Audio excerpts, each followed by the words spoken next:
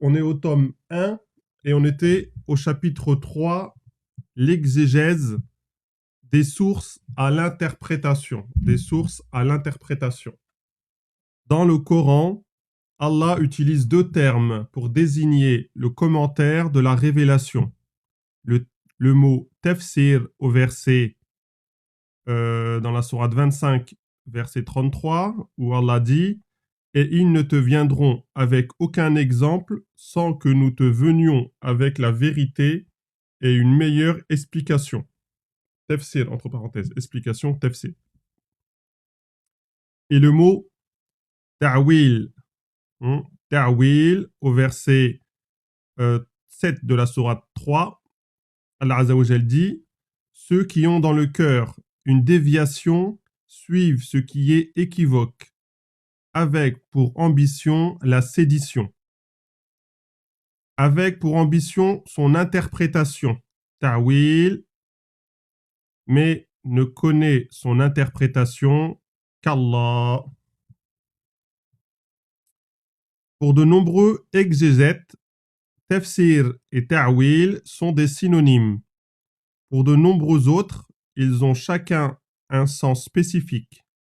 Pour ceux qui leur prêtent deux significations, tafsir est l'explication des sujets temporels, ceux relatifs à la loi, au rituel, à l'histoire, et ta'wil, l'interprétation des sujets spirituels, transcendantaux, et implicitement dans ce verset, un démenti aux interprétations ésotériques et allégoriques de certaines obédiences musulmanes. Ainsi, différencier le tafsir correspond à l'exégèse et le ta'wil à l'héméneutique. Je ne sais pas ce que ça veut dire. À l'herméneutique. Mais Allah est plus savant. Pour les savants, donc là c'est As-Suyuti. Pour les savants, nous résumons. La règle à suivre pour commenter le Coran est la suivante. On doit rechercher la signification d'un mot ou d'un verset dans un autre verset du Coran. Si on ne trouve pas, alors dans un hadith du messager d'Allah sallallahu alayhi wa sallam.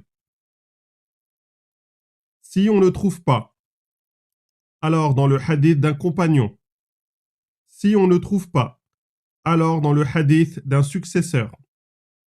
Mais dans ce cas, dit Ibn Taymiyyah, si l'interprétation du successeur est confirmée par d'autres successeurs, alors on l'accepte. Si elle ne l'est pas, on doit la refuser, et si leurs opinions divergent, aucune n'a force de loi. On doit alors s'en remettre à la langue du Coran, de la Sunna et des Arabes. Vous voyez, pas facile d'interpréter le Coran.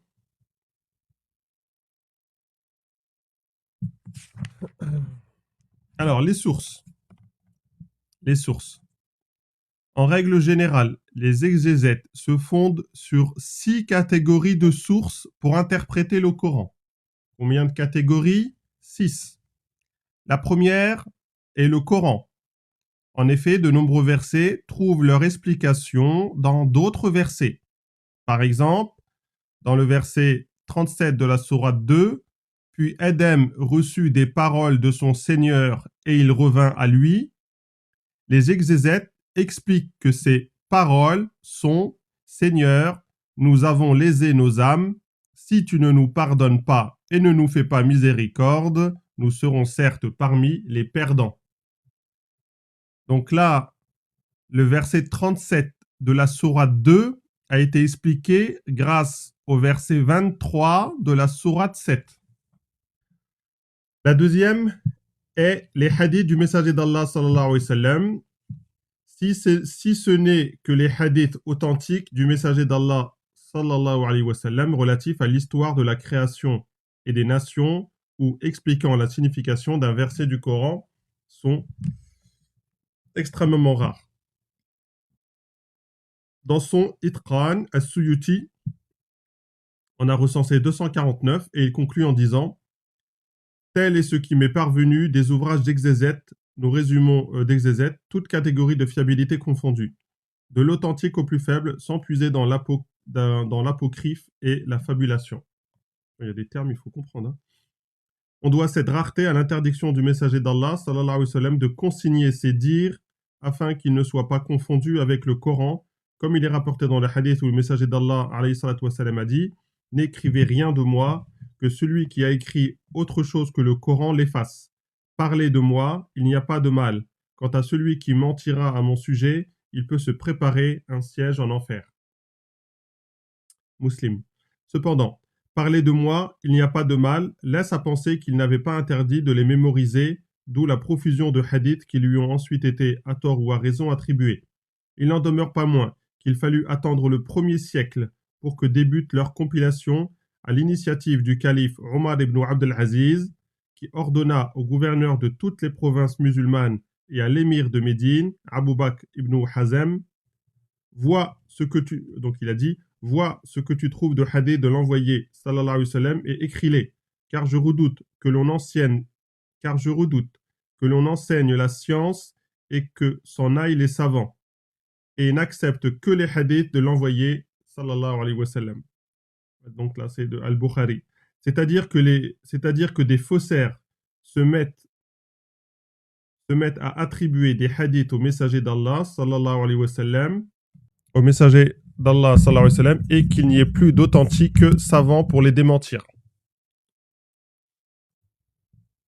Donc, la deuxième source, c'est les hadiths. La troisième source, c'est donc les hadiths des compagnons. Les hadiths des compagnons. Donc, la troisième est les hadiths de ses compagnons.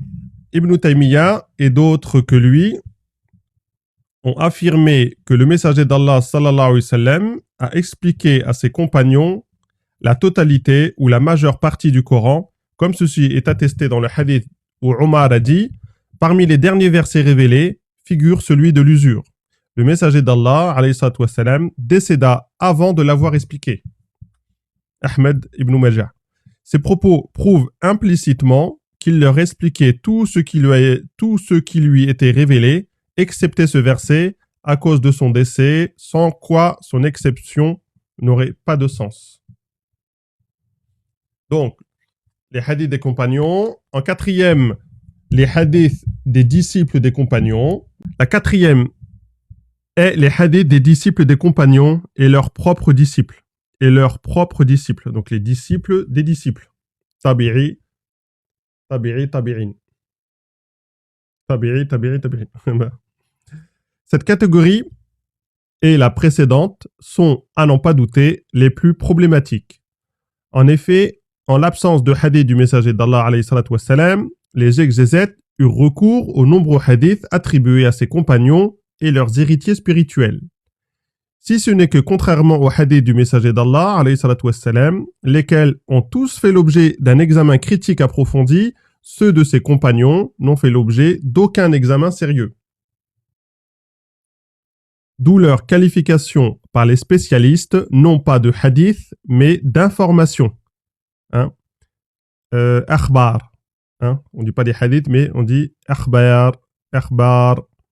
Le degré de pertinence de leurs énoncés étant laissé à l'appréciation des savants qui les utilisent. Ibn Taymiyyah explique qu'en matière de tafsir, les divergences sur la fiabilité des sources sont de deux sortes.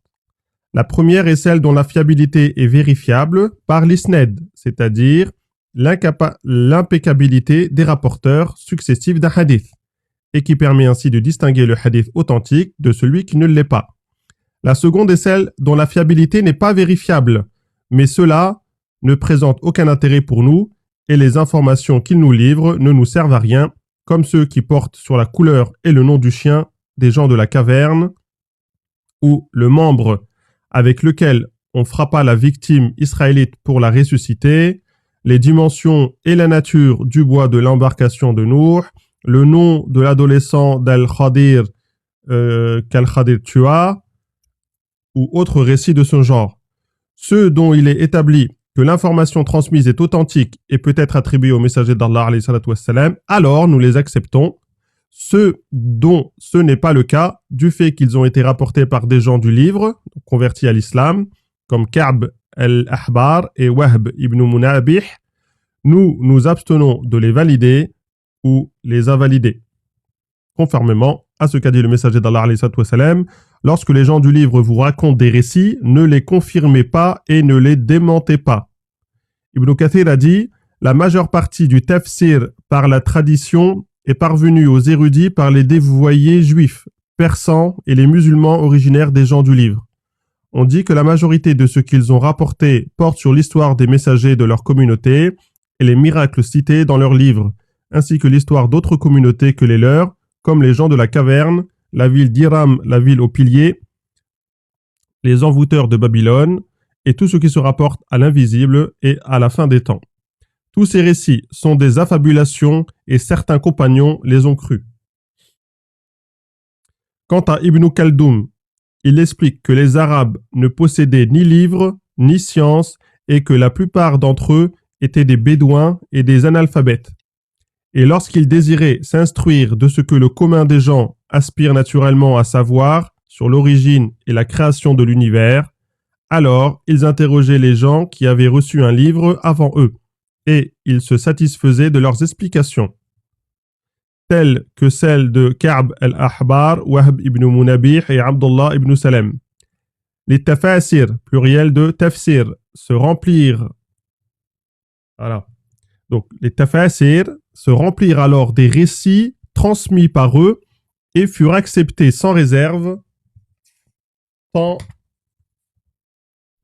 leur notoriété était grande. Mais les gens de science ont différencié l'authentique et ont rejeté ce dont l'authenticité n'était pas attestée. Cependant, il ne faut pas se méprendre sur la signification de ce qu'ont dit Ibn Khaldoum, Ibn Taymiyyah et d'autres qu'eux, au point de penser que Ka'b al-Ahbar, Wahb ibn Munabih et Abdullah ibn Salam étaient des dévoyés, comme certains de leurs anciens co-religionnaires des gens du livre. Alors, il y a une note. Quand et qui a introduit ces récits en islam? Quand et qui a introduit ces récits en islam? Les compagnons, les sectes musulmanes, les juifs, les irakiens, les perses? Il est bien difficile de le dire avec certitude et seul Allah le sait. Cependant, il n'est pas possible d'aborder sérieusement un sujet aussi délicat sans faire preuve d'un minimum d'impartialité envers chacune des parties incriminées. Les compagnons convertis, en l'occurrence Ka'b al-Ahbar, Wahb ibn Munabih et Abdullah ibn Salam. Ceci est impossible, car Médine et la Mecque étaient de petites villes où un faible nombre d'étrangers côtoyaient un très grand nombre de compagnons, de disciples et immédiatement après eux de gens doctes. Et il est impossible que des gens, quelle que soit leur origine ethnique et religieuse, aient pu propager de tels récits à leur insu et sans en être immédiatement démentis. Comment peut-on sérieusement imaginer qu'un compagnon ait réellement interprété le verset « Et lorsque la parole tombera sur eux, nous ferons sortir une bête de la terre qui leur parlera » dans le verset 82,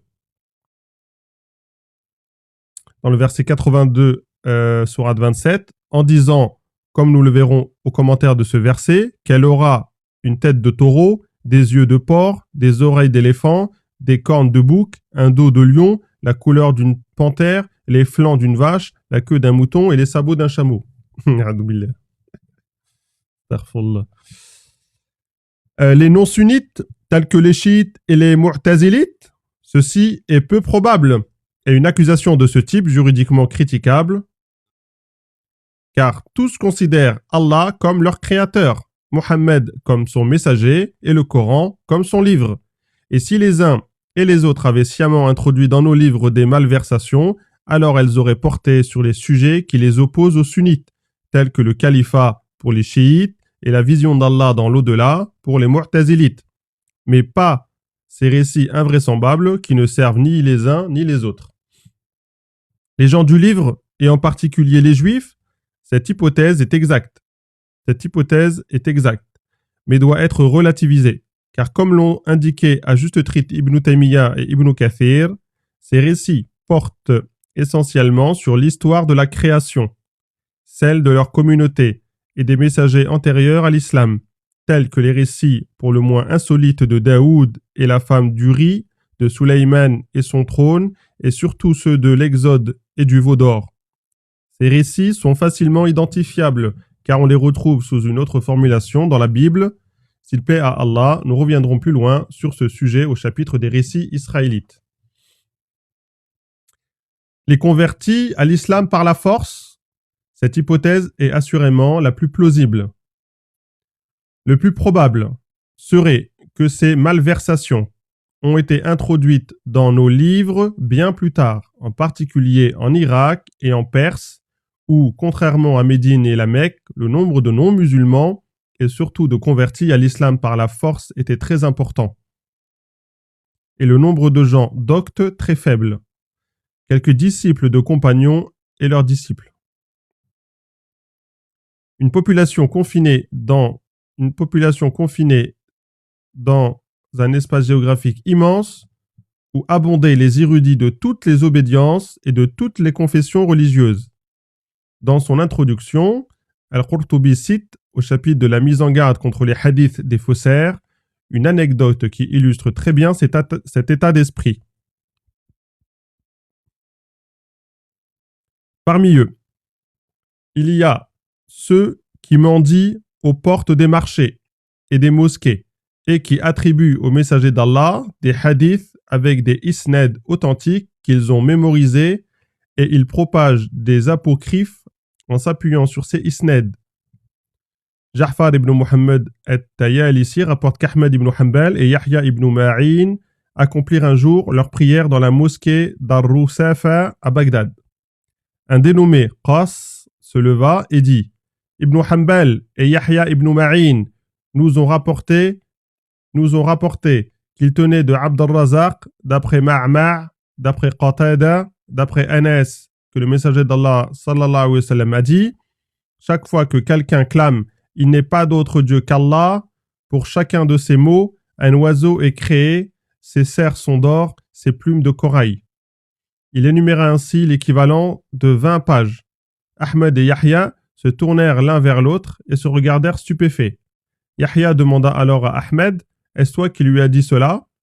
Il répondit « Par Allah, je n'ai jamais rien entendu de tout cela avant cet instant. » Ils gardèrent le silence jusqu'à ce que le faussaire ait terminé son récit. Yahya lui demanda alors « De qui tiens-tu ce hadith ?»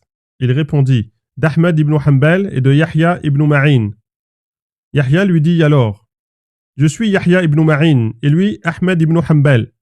Jamais nous n'avons entendu ce hadith du messager d'Allah. » Ça c'est donc de Al-Qurtubi. S'il plaît à Allah, nous reviendrons plus loin sur ce sujet au chapitre des récits islamiques. Donc c'était les convertis à l'islam par la force. Nos exégètes sont tous d'éminents spécialistes du hadith. Et chacun peut être assuré qu'il n'ignore rien du peu de crédibilité de ces récits. Ils ne les citent que pour illustrer un propos, conforter une opinion ou tout simplement pour la réfuter. Ce qui importe pour eux, ce ne sont pas les noms de ceux qui ont rapporté ces hadiths, mais la teneur de leurs énoncés, laquelle constitue pour eux une base de réflexion à partir de laquelle ils vont élaborer leur interprétation et la confronter à celle de leurs homologues. C'est ce qui explique que certains exégètes, tels qu'Al-Qurtubi, Al-Barawi, ont fréquemment recours à la formule « on dit que », « on dit encore que », « on dit aussi que », conscient du peu de fiabilité de ces récits. Alors, la cinquième catégorie de sources auxquelles les exégètes se sont référés pour interpréter le Coran est les récits des gens du livre que nous venons d'évoquer. Bon là, c'est un peu loin. Hein. Donc le cinquième, c'est les récits des gens du livre. Alors le dernier, donc la dernière source auquel les exégètes se sont référés pour interpréter le Coran et les récits pour interpréter le Coran, c'est les déductions et conclusions de savants réputés, nonobstant un nombre considérable de divergences entre les uns et les autres. Certaines sont légitimes, comme celles qui sont fondées sur la phraséologie, l'analyse grammaticale des versets et l'étymologie de leurs mots. D'autres le sont moins, comme celles fondées sur des hadiths dont la fiabilité et la pertinence sont critiquables. Donc la sixième source, c'est les déductions et conclusions de savants réputés. Donc, les 6 catégories, en tout cas les 6 sources auxquelles les exégètes, d'accord, donc ceux qui font les tafsirs, se sont référés pour interpréter le Coran. En premier lieu, le Coran, on interprète le Coran par le Coran, on interprète les versets du Coran par les hadiths du prophète si on ne trouve pas la réponse ici. Ensuite, les hadiths des compagnons si on ne trouve toujours pas. Si on ne trouve pas là, on va là. Les hadiths des disciples des compagnons et leurs disciples. Ensuite, les récits des gens du livre, mais minimes, et les savants réputés à la fin. Chapitre 4, les différents commentaires. Les différents commentaires. Le messager d'Allah, sallallahu alayhi wa sallam, a dit « Celui qui s'exprimera sur le sens des versets du Coran, sans connaissance, peut se préparer un siège en enfer. » Celui qui s'exprimera sur le sens des versets du Coran sans connaissance peut se préparer un siège en enfer. Et qu'est-ce qu'on voit là? Tout le monde parle sur le Coran, etc., sans science. Alors, moi, le Coran n'est pas un livre de sciences occultes. Le Coran n'est pas un livre de sciences occultes dont l'exégèse ne serait accessible qu'à une élite d'initiés. Allah dit dans la sourate 36, versets 69-70, au contraire, il est des versets explicites dans les poitrines de ceux à qui on a donné la science et ne démentent les versets d'Allah que les injustes. Ah non, c'est dans la sourate 29, verset 49. Allah dit, nous ne lui avons pas enseigné la poésie, cela ne lui sied pas. Assurément, il n'est qu'un rappel et une lecture explicite, afin d'avertir celui qui est vivant et que s'accomplisse la parole contre les mécréants. Donc, sourate 36, versets 69-70. Et le Coran est tel qu'Allah l'a décrit, un livre aux versets clairs et probants, un livre aux subtilités linguistiques infinies, pour qui connaît la langue arabe, un livre aux enseignements riches, pour qui veut des convictions saines, une morale irréprochable et une conduite impeccable, un livre aux révélations édifiantes pour la foi, de celui qui veut la réussite, ici-bas et dans l'au-delà.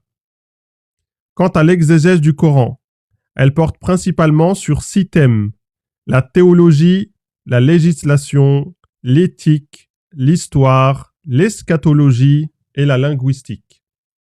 Quant à la théologie, elle occupe une place très importante dans l'exégèse du Coran. Il n'y a pas de divergence entre les savants sur ce point, excepté lorsqu'ils sont d'obédiences différentes, comme celle qui oppose traditionnellement les sunnites, les chiites, les mu'tazilites, les zahirites, les zahiristes, etc. La législation occupe également une place importante dans l'exégèse du Coran. Sur les principes fondamentaux de la loi, les exégètes sont unanimes. Leurs divergences portent principalement sur ses modalités, selon l'école de jurisprudence à laquelle ils appartiennent. L'éthique est également très présente dans leurs ouvrages. Elle englobe tout ce qui se rapporte à la morale religieuse, en particulier la condamnation des doctrines et des mœurs païennes auxquelles il fut ordonné aux musulmans de renoncer. Les exégètes citent à ce sujet de nombreux hadiths, tels que celui dans lequel le messager d'Allah alayhi salatu wassalam, a dit que celui d'entre vous qui voit une chose blâmable y remédie avec la main. S'il ne le peut pas, alors avec la langue. S'il ne le peut pas, alors avec le cœur, ceci étant le plus faible degré de la foi. Apporté par Muslim. L'histoire. L'histoire est abordée sous divers aspects, selon que le sujet est islamique, tel que les victoires et défaites des musulmans, ou ethnique, selon qu'il se rapporte à l'histoire des gens du livre et des communautés révolues. Et de nombreux récits dénaturés par les gens du livre sont démentis par le Coran et les exégètes, tels que l'histoire de Nuh et Ibrahim, d'Ishaq, Yaqub et Youssouf.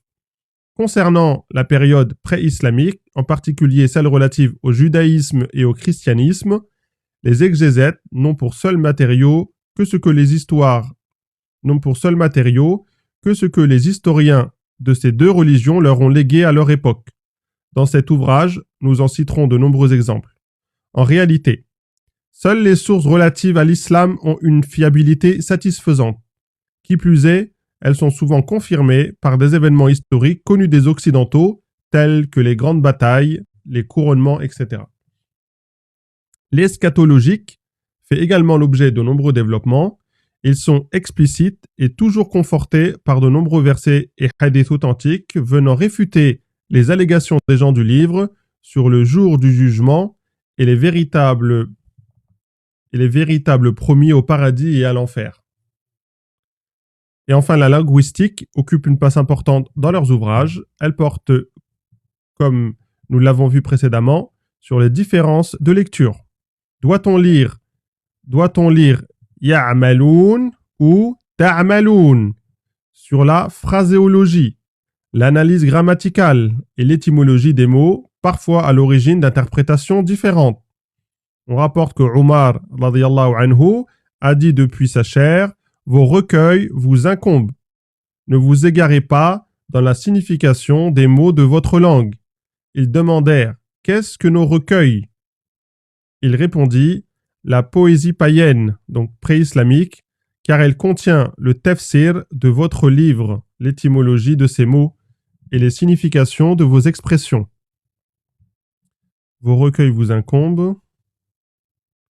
Ils répondirent: qu'est-ce que nos recueils? Il répondit: la poésie païenne, car elle contient le tafsir de votre livre et les significations de vos expressions. Ouais, donc c'est vraiment l'arabe pur, hein, pour ceux qui peuvent vraiment traduire. Alors, les différents commentaires. Ibn Abbas a dit: l'exégèse, donc le tafsir, est de 4 sortes. Celle que personne n'est excusé de ne pas comprendre, celle que les Arabes connaissent par la langue, celle que ceux qui sont enracinés dans la science connaissent, et celle que seul Allah connaît. Je répète, Ibn Abbas a dit: l'exégèse est de 4 sortes.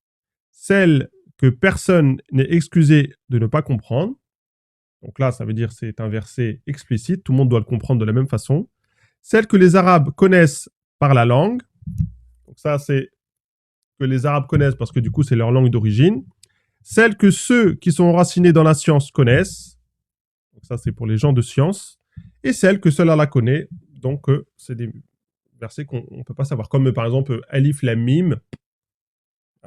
Personne ne peut te dire à quoi ça correspond.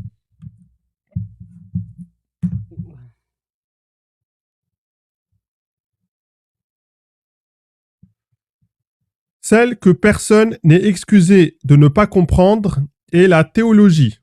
Celle, donc le tafsir, donc l'exégèse que personne n'est excusé de ne pas comprendre est la théologie. En effet, qui est notre Créateur? Quelle preuve avons-nous de son existence? Que nous ordonne-t-il? À chacune de ces questions fondamentales, le Coran répond. Qui est notre Créateur? Allah dit dans la sourate 112, versets 1 à 4, « Qul, il est Allah, unique, Allah le transcendant, il n'a pas enfanté et il n'a pas été enfanté et il n'a d'égal aucun. » Donc, sourate Al-Ikhlas. Quelle preuve avons-nous de son existence? Allah y répond dans sourate 30, verset 22, « Parmi ces signes, il a créé les cieux et la terre, la pluralité de vos langues et de vos couleurs. Assurément, il y a en cela des signes pour les savants. » Sourate 30, verset 22. Que nous ordonne-t-il? Sourate 13, verset 36, dit: « On m'a ordonné de n'adorer qu'Allah et de ne rien lui associer. À lui j'appelle et vers lui sera mon retour. Il ne leur fut ordonné que d'adorer Allah en lui vouant un culte pur, en sincère, d'accomplir la prière et de payer l'impôt, zakat, telle est la religion droite. Sourate 98, verset 5. Les versets de ce type sont nombreux dans le Coran, alors que dans la Bible, tant dans l'Ancien que le Nouveau Testament, aucun verset ne répond à aucune de ces trois questions fondamentales que tout croyant est légitimement fondé de se poser. Celle que les Arabes, alors concernant le deuxième, celle que les Arabes connaissent par la langue est l'éthique, l'histoire, l'eschatologie et les principes fondamentaux de la loi, tels que l'obligation de prier et de jeûner, le licite et l'illicite, etc. Des connaissances que tout un chacun peut acquérir par une simple lecture du Coran. Très bien. Troisième, celle que ceux qui sont enracinés dans la science connaissent est les modalités de la loi, et du rituel, la linguistique, la jurisprudence et les différentes lectures admises. Donc ça, c'est pour eux, les gens enracinés dans la science. Et ensuite, celle que seul Allah connaît est celle qu'il n'a révélée à personne. Celle que seul Allah connaît est celle qu'il n'a révélée à personne et qu'il est en vain et un péché de chercher à acquérir, comme il est dit dans le verset, dans la sourate 3, verset 7. C'est lui qui a fait descendre sur toi le livre. Il s'y trouve des versets explicites. Ils sont la mère du livre. Et d'autres équivoques. Ceux qui ont dans le cœur une déviation suivent ce qui est équivoque, avec pour ambition la sédition, avec pour ambition son interprétation, mais ne connaît son interprétation qu'Allah. Et ceux qui sont enracinés dans la science disent « Nous y croyons, tout vient de notre Seigneur, mais ne s'en rappellent que les doués d'intelligence. » À la pertinence de ce classement d'Ibn Abbas, d'autres rangent le tafsir selon des critères différents en trois catégories. Le tafsir par la tradition, riwaya ou bil ma'thur, par la déduction, diraya ou bien ra'i,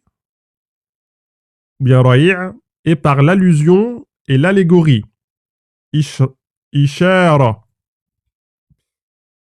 Cependant, seul celui par la tradition se prête à l'exégèse de tout le Coran. Les deux autres ne concernent que quelques versets. Alors, le tafsir par la tradition. Le tafsir par la tradition est celui qui est fondé sur une source explicite et irréfutable. Un verset du Coran, comme dans le verset « Comment saurais-tu ce qu'est le nocturne ?» Sa définition est donnée ensuite. C'est l'astre étincelant. Par conséquent, il n'est pas permis d'interpréter « at-tariq », traduit par le nocturne, par son sens usuel, c'est-à-dire la voie ou bien la route. La réponse peut se trouver dans le verset d'une autre sourate, comme celui où il est dit « Et à ceux qui se sont judaïsés, nous leur avions interdit ce que nous t'avons relaté avant. » Donc, sourate 16, verset 118, et que l'on trouve expliqué au verset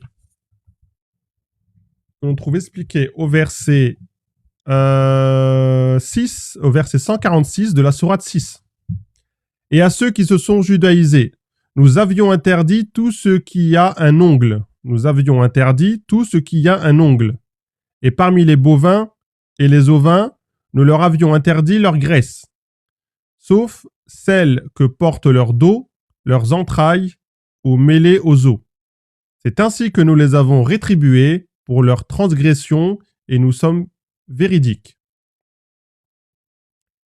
Les hadiths font également partie du commentaire par la tradition, comme celui dans lequel il est dit « On interrogea l'envoyé d'Allah sallallahu alayhi wa sallam sur le propos d'Allah pour celui qui peut en prendre le chemin, pour celui qui peut en prendre le chemin, donc le chemin du pèlerinage. » Sourate 3, verset 97. Que signifie le chemin?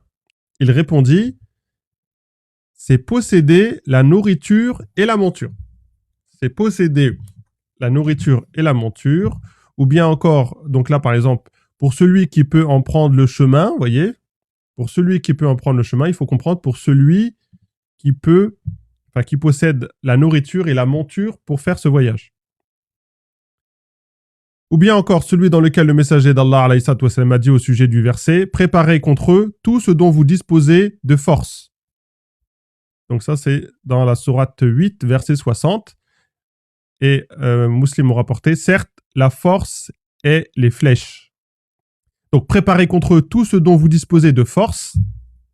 Eh bien, là, il faut comprendre de force les flèches. Vous voyez que nous, on ne peut pas comprendre ça. Alors, le tafsir par la déduction.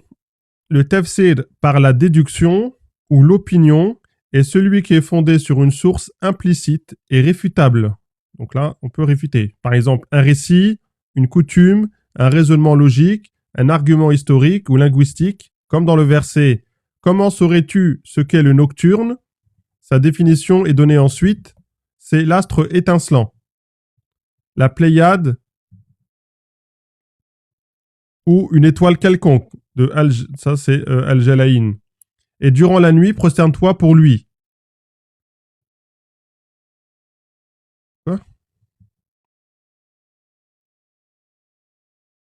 Comment saurais-tu ce qu'est le nocturne? Sa définition est donnée ensuite.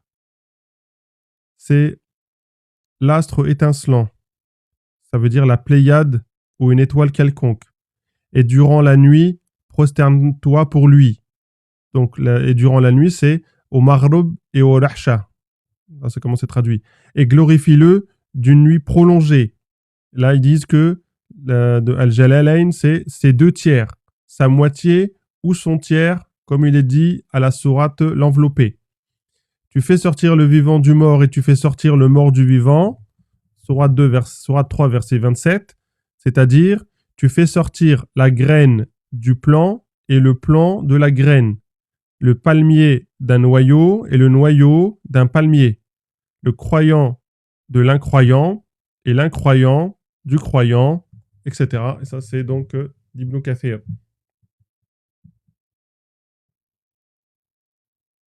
Le tafsir par l'allusion. Le tafsir par l'allusion ou interprétation allégorique est celui qui n'est fondé sur aucune source ni aucun argument. Il est le fruit de la raison chez les savants et de l'imagination chez les hérétiques, les philosophes et les libres penseurs. On distinguera donc l'allusion fondée de celle qui est infondée. Parmi les interprétations allégoriques que l'on peut qualifier de fondées, on peut citer celle du verset suivant. Allah est la lumière des cieux et de la terre. L'exemple de sa lumière est comme une cavité dans laquelle se trouve une flamme. La flamme est dans un verre. Le verre est comme un astre lumineux. On l'allume d'un arbre béni, d'une oliveraie ni orientale ni occidentale. Peu s'en faut que son huile n'éclaire sans que le feu l'ait touché. Une lumière sur une lumière. Allah guide à sa lumière celui qu'il veut. Et Allah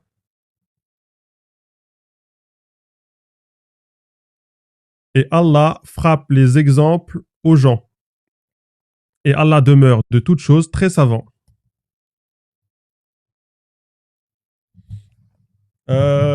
Camissa, tiens, si tu veux faire un screen, parce que je peux pas relire en fait pour les autres. Donc là, si tu veux faire un screen, et puis après tu liras, Inch'Allah.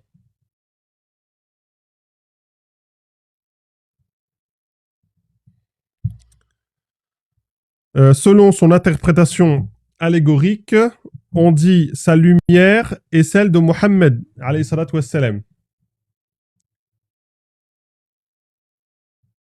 La cavité est sa poitrine.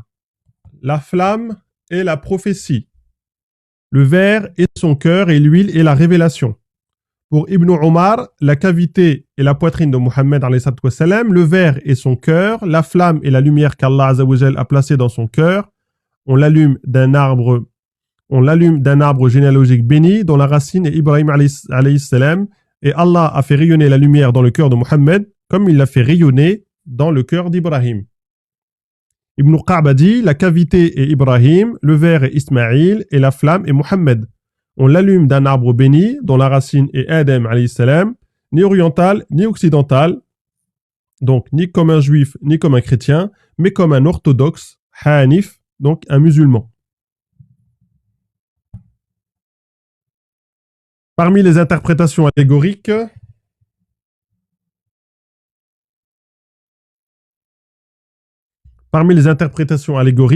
que l'on peut qualifier d'infondées, mais qu'il est tout de même permis de mentionner, citons celle du verset suivant, dans Sourate 36, verset 80, « Celui qui a fait pour vous du plan vert un feu, et voilà que soudain de lui, vous allumez. » Selon le sens explicite de ce verset, il s'agit des propriétés spécifiques de certains arbres qui poussent dans le Hijaz.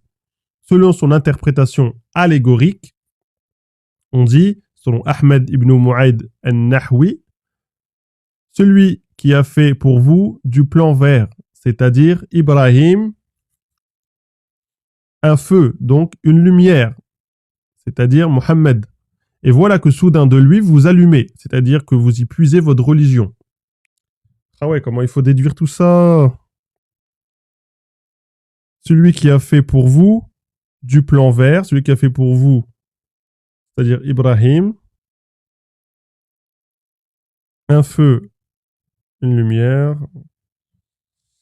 Ouais. Quant aux propos que tiennent les soufis sur le Coran, ils ne sont pas de l'exégèse. Ibn Salah rapporte dans ses Fatawa que l'imam Abu al-Hassan al-Wahidi a dit Abu Abdurrahman al-Sulami a rédigé un livre qu'il a nommé Les réalités du tafsir, donc les véritables interprétations du tafsir. S'il croit sincèrement cela, alors il a apostasié. Nous résumons. Si on nous oppose le hadith dans lequel le messager d'Allah alayhi salatu wassalam, a dit chaque verset, dans une autre version, chaque idiome, donc harf, a un extérieur et un intérieur, chaque verset a une limite et chaque limite a une exploration, nous résumons, que telle est la signification de ce hadith. Al-Manawi dans le Fayd al-Qadi et Al-Suyuti dans l'Itqan explique que selon les spécialistes,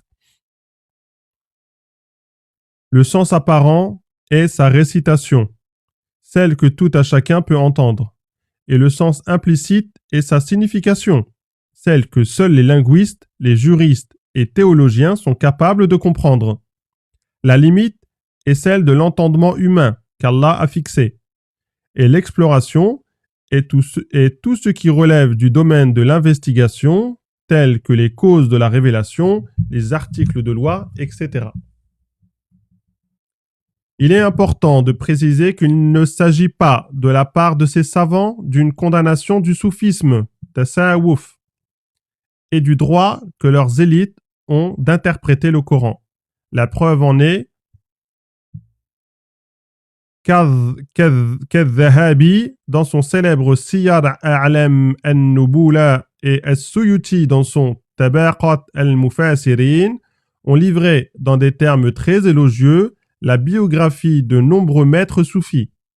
Ce qu'ils condamnent ici, ce sont les interprétations anthropomorphistes de certains hérétiques célèbres. Leurs interprétations du Coran et des hadiths ne sont que des affirmations infondées, jamais étayées par le moindre argument vérifiable, et leur doctrine très proche du christianisme. Dans son tafsir, Al-Qurtubi s'est également montré très virulent à leur égard. Les récits israélites. Les récits israélites sont les récits inspirés de la Bible hébraïque ou Ancien Testament et introduits en islam.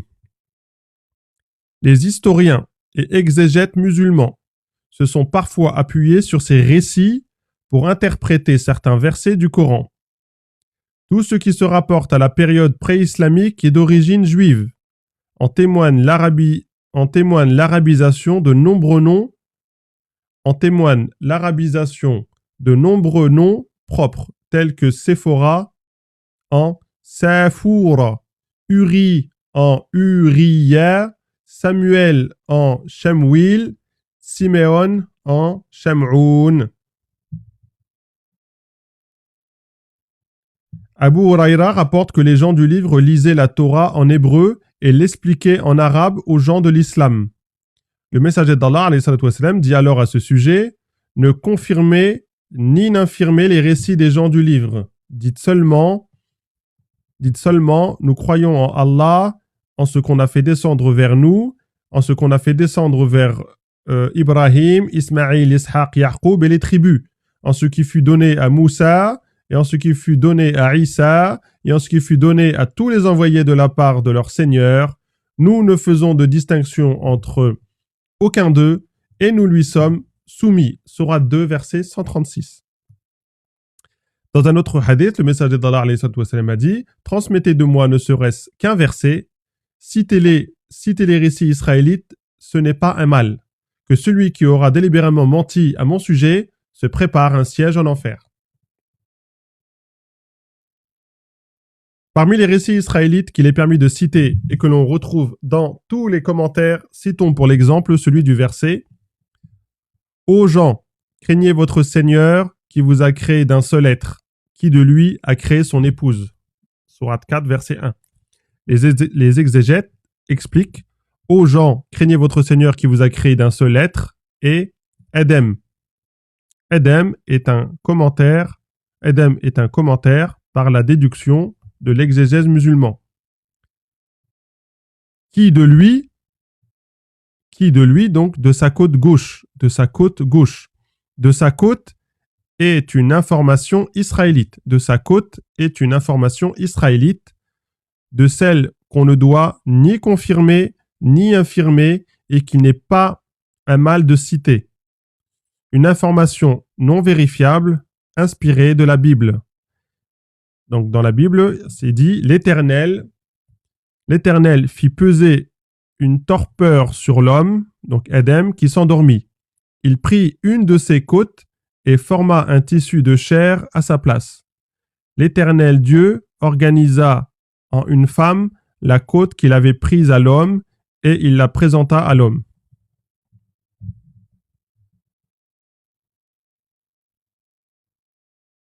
C'est dans la Genèse 2. Quant au fait qu'il s'agit de la côte gauche et non de la droite, on ne trouve l'origine de cette précision nulle part, excepté dans quelques hadiths cités par As-Suyuti dans son tafsir. Ce type d'information est beaucoup plus destiné à flatter la curiosité qu'à instruire. Ou, comme a dit en une autre occasion l'imam At-Tabari, l'ignorer ne nuit pas, le savoir ne profite pas. Vous voyez là? Ô gens, craignez votre Seigneur qui vous a créé d'un seul être, donc Edem. Ben là, c'est un commentaire par la déduction de l'exégèse musulman. Qui de lui, donc de la côte, nous on parle beaucoup de la côte, bien de la côte, c'est un commentaire par la déduction de sa côte gauche. Donc de sa côte est une information israélite, de celle qu'on ne doit ni confirmer ni infirmer et qui n'est pas un mal de citer. Donc on peut dire de la côte, mais bon, voilà. C'est une information qui est non vérifiable et c'est inspiré de la Bible. Quant au fait qu'il s'agit de la côte gauche et non de la droite, on ne trouve l'origine de cette précision nulle part, excepté dans quelques hadiths cités par As-Suyuti dans son tafsir. Donc, ô gens, craignez votre Seigneur qui vous a créé d'un seul être. Donc Edem. Bon, ça on connaît. Qui de lui a créé son épouse. Donc Allah de Edem a créé son épouse. Voilà. L'essentiel, c'est ça. Après, quand on cherche trop, là, donc c'est de la côte. Après de la gauche ou la droite? Vous voyez? Ah, bah, c'est la gauche. Ah, pourquoi la gauche? Parce que ça serait la droite, il y aurait. Après, on part dans des trucs. Allah, il va à l'essentiel. Ce qui, en revanche, est préjudiciable à la notoriété de ceux qui les rapportent dans leurs ouvrages, c'est la présence de nombreux récits invraisemblables, tels que ceux relatifs à l'Exode ou au veau d'or, à Souleyman et son trône, etc. L'imbrication de ces récits dans l'exégèse coranique est due principalement à deux choses. Premièrement, l'ignorance des exégètes musulmans du contenu de la Bible. L'ignorance des exégètes musulmans du contenu de la Bible. De toute évidence, ils ne l'ont jamais lu, sans quoi ils n'auraient pas manqué de relever les similitudes avec de nombreux récits qualifiés de hadith. Donc l'ignorance des exégètes musulmans du contenu de la Bible, de toute évidence, ils ne l'ont jamais lu, sans quoi ils n'auraient pas manqué de relever les similitudes avec de nombreux récits qualifiés de hadith. L'absence d'un examen critique de l'origine de ces récits, de la fiabilité des rapporteurs et de la pertinence de l'énoncé de ces hadiths. Très bien. Les récits islamiques. Il est indéniable que plusieurs auteurs musulmans, qualifiés de conteurs d'histoire par Ibn Ashur, ont introduit en islam de nombreux récits analogues aux récits israélites, tels que celui de la bête à Coran, la bête, Sourate 27, verset 82, dont nous avons cité précédemment un extrait, des récits qui défient l'entendement tant ils sont invraisemblables. Donnons encore un exemple, celui que citent plusieurs exégètes pour expliquer le verset. Et parmi les gens du livre, aucun n'aura pas cru en lui, donc en Issa, avant sa mort. Et au jour de la résurrection, il sera contre eux un témoin. Sourate 4, verset 159. Ceci même s'il meurt brûlé, noyé, agonisant au fond d'un puits, qu'il tombe du haut d'un mur entre les crocs d'un fauve ou qu'il décède subitement. Telle est la version de Talha d'après Ibn Abbas. On demanda à Ibn Abbas, que penses-tu de celui qui tombe du haut d'un mur? Il répondit, il prononcera l'attestation de foi en Issa, donc dans les airs. Il prononcera dans les airs. On demanda, et que penses-tu de celui qu'on aura décapité? Il répondit, sa langue la murmurera, avant que sa tête ne soit tombée sur le sol. Les Juifs ne croient pas en Issa, par conséquent, il n'est pas possible de leur attribuer cette interprétation. Je n'ai pas compris. Et parmi les gens du livre, aucun n'aura pas cru en lui, en Issa, avant sa mort. Et au jour de la résurrection, il sera gros témoin. Bon, ok. Citons encore les récits suivants pour expliquer le verset. Et à Souleyman, le vent, son aller un mois et son retour un mois. Donc ça, c'est dans la sourate 34, verset 12. Ibn Abbas a dit, lorsque Souleyman prenait place sur son tapis volant, on disposait autour de lui 400 000 trônes, où prenaient place les dignitaires humains de sa cour et leurs subalternes, ainsi que les dignitaires génies de sa cour et leurs subalternes. Un oiseau était préposé à chaque trône, puis le vent les soulevait et les oiseaux les gardaient à l'ombre du soleil en déployant leurs ailes. Al-Hassan a dit, au matin, il s'envolait pour Damas et se posait à Istakar à 1 mois de distance.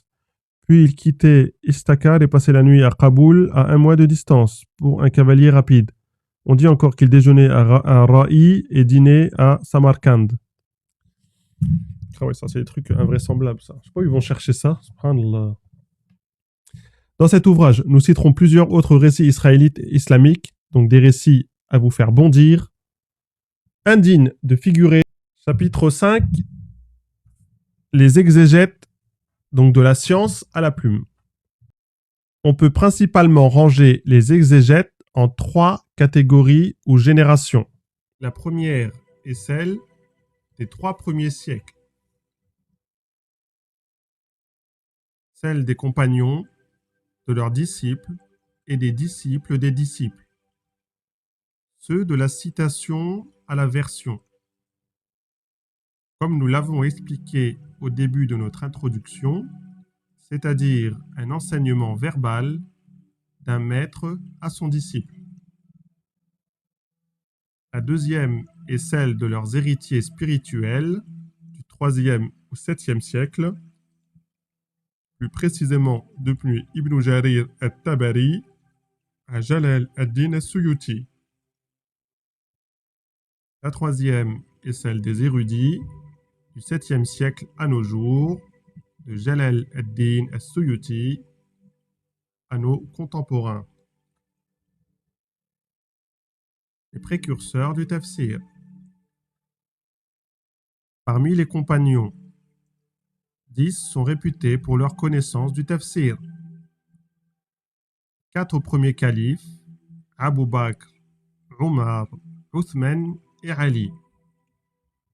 Ensuite, Ibn Mas'ud, Ibn Abbas, Ubayd ibn Ka'b, Zayd ibn Thabit, Abu Musa al-Ash'ari et Abdallah ibn Zubayr.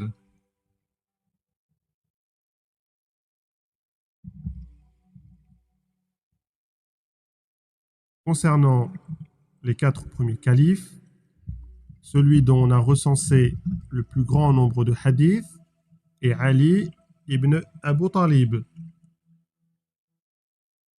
Concernant les 4 premiers califes, celui dont on a recensé le plus grand nombre de hadiths est Ali ibn Abu Talib. Quant aux 3 autres, leurs hadiths sont très rares, peut-être parce qu'ils sont décédés très tôt. Quant à Ibn Abbas, il fut surnommé par le messager d'Allah sallallahu alayhi wa sallam l'interprète du Coran et il invoqua Allah en disant « Seigneur, fais de lui un docte en religion et enseigne-lui l'interprétation ta'wil » rapporté par Al-Bukhari wa Muslim. Cependant, dans le tafsir, on attribue à Ibn Abbas un nombre incalculable de hadiths selon des versions et des origines diverses. La plus fiable est celle de Ali ibn Abu Talha. On rapporte que l'imam al-Shafi'i a dit « Sur les milliers de hadiths attribués à Ibn Abbas dans le tafsir, à peine 100 sont authentiques. » Il convient donc de se montrer scrupuleux dans ce que l'on rapporte d'Ibn Abbas dans le tafsir, car les mensonges et les apocryphes qui lui ont été attribués sont très nombreux. Citons pour l'exemple les propos contradictoires qui lui sont attribués au verset « Par les 10 nuits ». Selon Ibn Abbas, il s'agit des 10 premiers jours du mois de Dhul Hijjah. Selon un autre propos d'Ibn Abbas, il s'agit des 10 derniers jours du mois de Ramadan. Ceci vaut également pour de nombreux autres compagnons et leurs disciples. Par exemple, on attribue à Ibn Abbas, Ibn Umar, Mujahid, Al-Sha'bi, Sa'id ibn Jubayr, etc., d'avoir dit à un endroit que le promis au sacrifice est Ishaq et à un autre endroit qu'il est Ismaïl, ce qui ne sera pas sans susciter la réprobation d'Ibn Kathir, comme nous le verrons au commentaire de ce verset.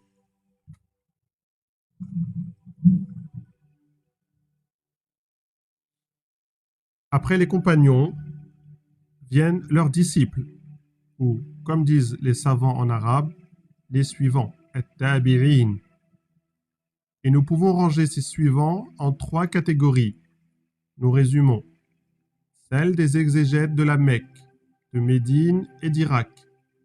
Ibn Taymiyyah a dit « Les gens les plus savants du tafsir sont les Mécois, car ils furent les disciples d'Ibn Abbas, tels que Mujahid, Ata ibn Rabi' Ribah, Ikrima, Sa'id ibn Jubayr, Taous et bien d'autres. Mujahid est réputé être le plus fiable d'entre tous les disciples d'Ibn Abbas. C'est pour cette raison que l'imam al-Shafi'i, al-Bukhari et d'autres éminents savants se sont référés à son tafsir. Concernant les Médinois, les exégètes les plus réputés sont Zaïd ibn Aslam, qui eut pour disciple le célèbre imam Malik ibn Anas, Abu al-Aliya et Muhammad ibn Ka'b al-Khuzari. Quant à ceux d'Irak, citons Masrouk ibn Ajda, Qatada ibn Da'ama, un disciple d'Ibn Mas'ud, le célèbre Abu Sa'id al-Hassan al-Basri, qualifié par le biographe Ibn Sa'd d'élite des suivants. Ata ibn Abi Muslim et Murra al-Hamdani.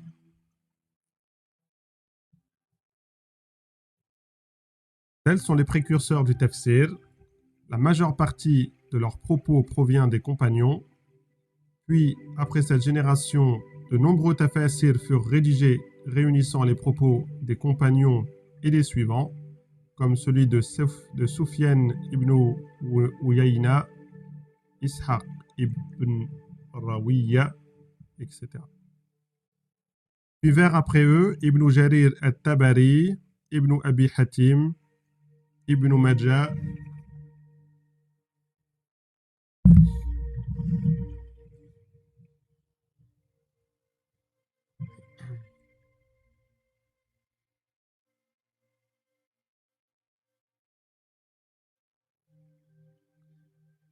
Al-Hakim, Ibn al-Mardoui, Abu al-Shaykh, et parmi les derniers, Ibn al-Moudi. Allez, non, c'est laisse tomber.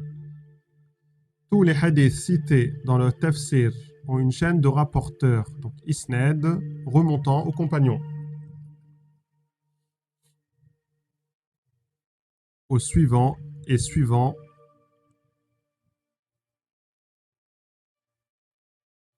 aux suivants et suivants des suivants, et dans lequel on ne trouve que cela, excepté celui d'Ibn Jarir al-Tabari, car en plus, il y compare l'énoncé des propos et y confronte leur pertinence et ce qui en découle. Par ce procédé, il les surpasse tous. Puis une multitude de tafasirs furent rédigés.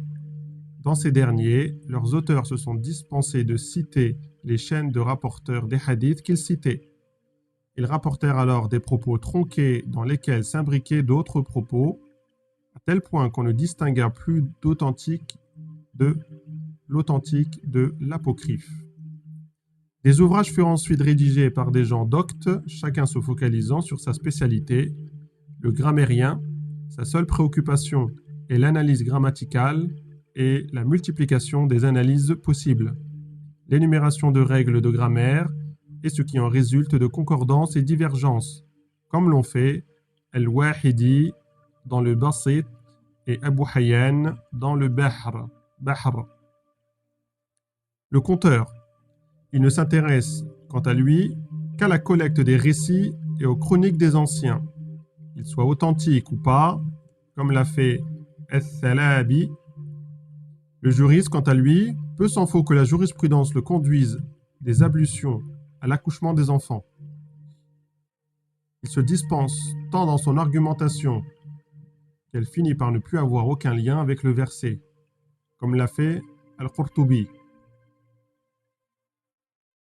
Le féru de sciences rationnelles, en particulier Fakhr ad-Din al-Razi, il a rempli son tafsir de propos attribués aux sages, aux philosophes et leurs semblables.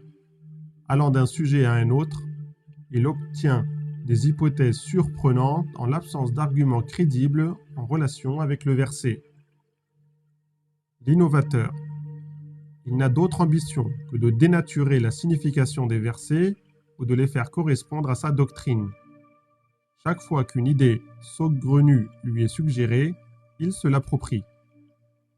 Quant à l'athée, il n'est nul besoin de le questionner sur sa dégénération des versets d'Allah et les mensonges qu'il lui attribue.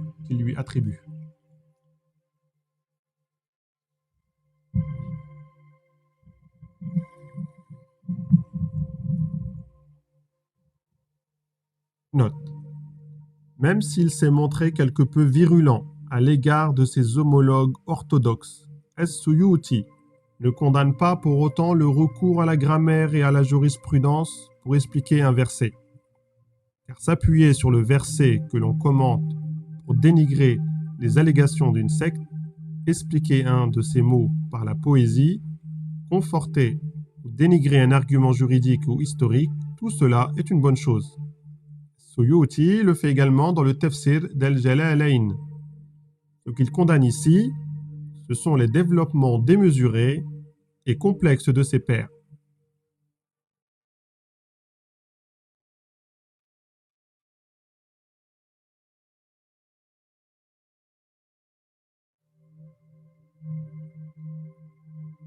Selon lui, ils n'appartiennent pas à la discipline du tafsir et doivent être traités séparément dans des ouvrages spécifiques. Nous dirons à la décharge des savants incriminés que le lecteur peut très bien se dispenser de les lire et passer directement au verset suivant. Si on nous demande alors quel tafsir nous recommandons, alors quel tafsir nous recommandes-tu de lire et auquel on peut se référer? Je répondrai celui d'Abu Ja'far ibn Jarir al-Tabari, dont tous les savants ont dit qu'on n'a jamais rédigé un tafsir équivalent. Donc le tafsir d'Abu Ja'far ibn Jarir al-Tabari. Et ici.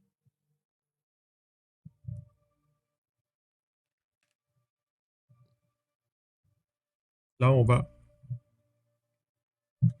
commencer les biographies.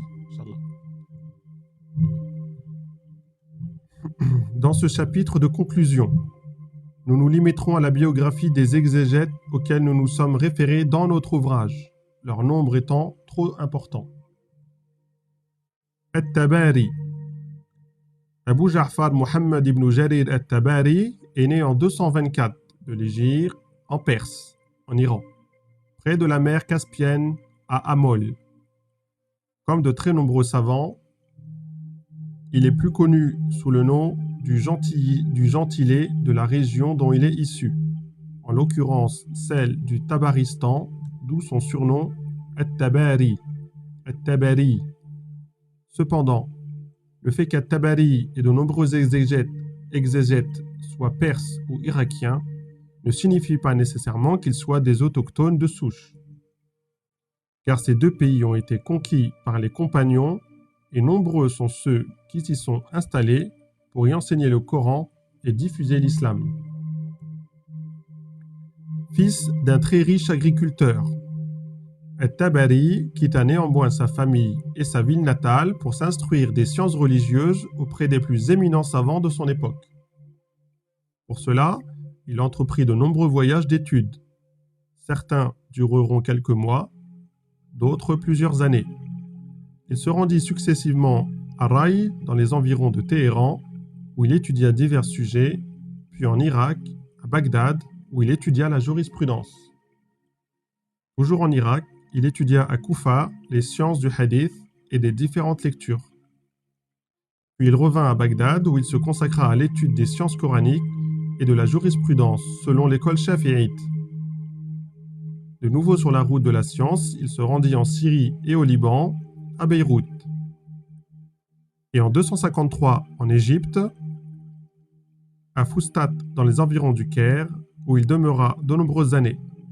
Décida ensuite de retourner à Bagdad afin de se consacrer à l'enseignement et la rédaction de livres jusqu'à son décès au mois de Shawwal en 310. Exégète, traditionnaliste, historien, linguiste et juriste, At-Tabari devint un homme brillant. Al-Khatib al-Baghdadi a dit de lui: il fut l'un des plus éminents savants de son époque. On s'en remettait à ses décisions et on se référait à ses opinions tant il était savant et brillant. Il a réuni de science ce qu'aucun de ses contemporains n'a réuni. Il connaissait le livre d'Allah par cœur. Il était un expert dans ses lectures perspicace dans ses significations et les lois qui en découlent.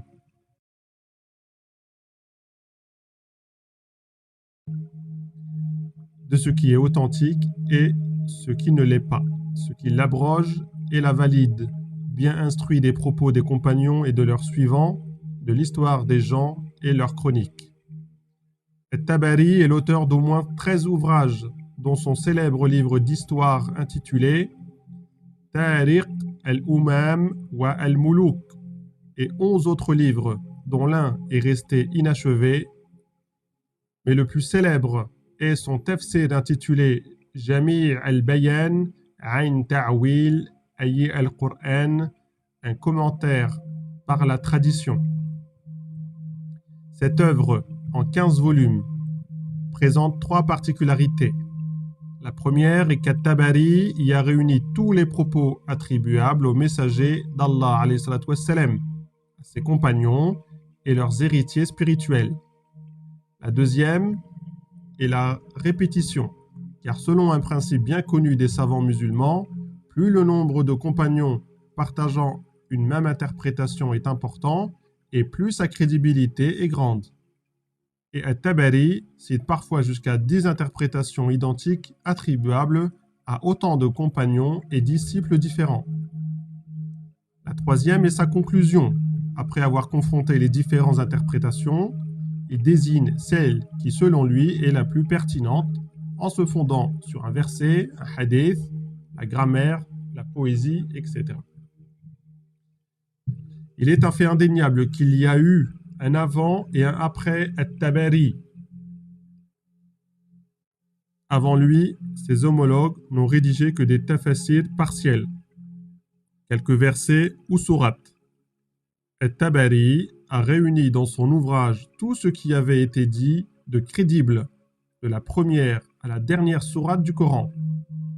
Après lui, aucun exégète ne se dispensera de puiser dans son tafsir pour élaborer le sien, à tel point que le Jami' al-Bayan Ayn Ta'wil Ayy al-Qur'an est devenu, après lui, le socle commun de tous les commentaires du Coran.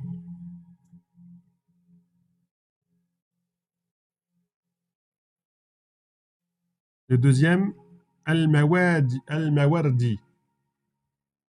Ali ibn Muhammad ibn Habib Abu al-Hassan al-Mawardi est né en 364 à Bassora, en Irak.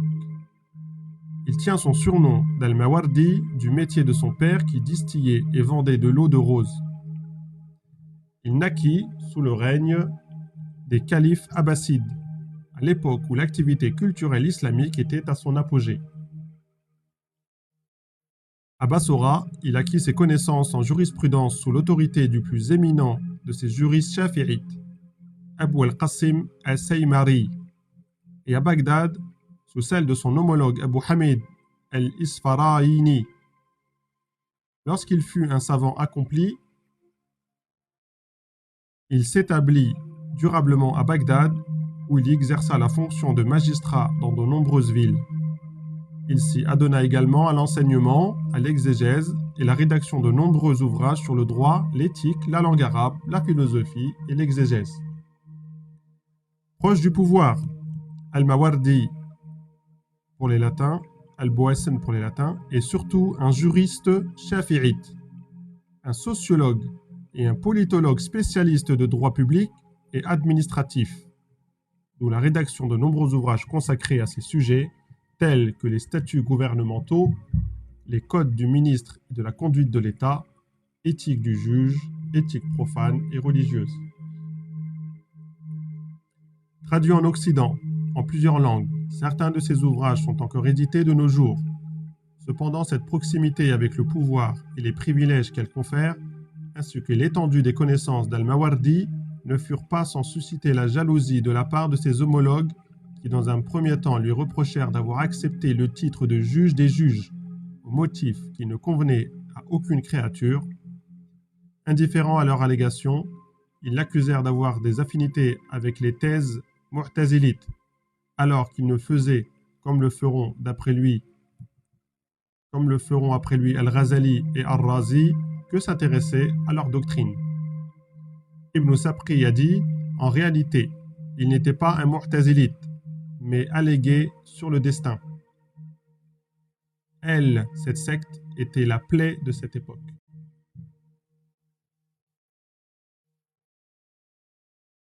Dans la communauté musulmane, Al-Mawardi est surtout réputé pour son tafsir en 6 volumes intitulé An-Nukatu wal-Uyun, un commentaire par la tradition et un résumé très simple de Jami' al-Bayan al-Tabari. Il y rapporte les principales interprétations citées par al-Tabari et y ajoute parfois sa propre opinion ou cite un commentaire par l'allusion. Al-Mawardi décéda au mois de Rabi' al-Awwal en 450. Parmi ses élèves, les plus illustres figurent le célèbre historien et spécialiste du hadith, Al-Khatib al-Baghdadi, lequel lui consacrera une biographie élogieuse dans son Tariq Baghdad. Al-Barawi, pour le troisième, Al-Barawi. Abu Muhammad al-Hussein ibn Mas'ud al-Farra al-Barawi est né en Perse dans la province du Khorasan, plus précisément à Baha, d'où son surnom d'Al-Bahawi. Il est également surnommé Al-Farra, le fourreur, sans doute parce que, comme de nombreux savants de modeste condition, il exerçait un métier, en l'occurrence le travail de la fourrure ou son commerce. Sa date de naissance est incertaine, on sait seulement qu'il mourut très vieux au mois de Shawwal, 516. Les biographes renseignent peu sur son parcours et ses études, excepté les noms de quelques maîtres célèbres. Cependant, la qualité et la notoriété de ses ouvrages prouvent qu'elles furent brillantes. Juriste shafi'ite, spécialiste du hadith et d'exégèse, Al-Barawi est l'auteur de plusieurs ouvrages. Les plus célèbres sont le Tahdith, un traité de jurisprudence, Sharh al-Sunnah, un recueil de hadith, et son tafsir Mu'allim al-Tanzil en 4 volumes. Le Mu'allim al-Tanzil d'Al-Barawi est un commentaire par la tradition. Comme ses homologues, il explique, en se fondant sur sa parfaite connaissance de la langue arabe, la signification de nombreux mots et versets. Concernant les causes de la révélation, il s'appuie sur de nombreux hadiths et récits cités par At-Tabari et d'autres sources. Comme dans son Sharh al-Sunnah, chacun de ces hadiths et récits est précédé de sa chaîne de rapporteurs, Isnad. Néanmoins, leur degré de fiabilité et les noms des traditionalistes qui les ont recensés ne sont pas précisés. Ce sont les critiques littéraires qui, bien plus tard, réaliseront ce travail en bas de page.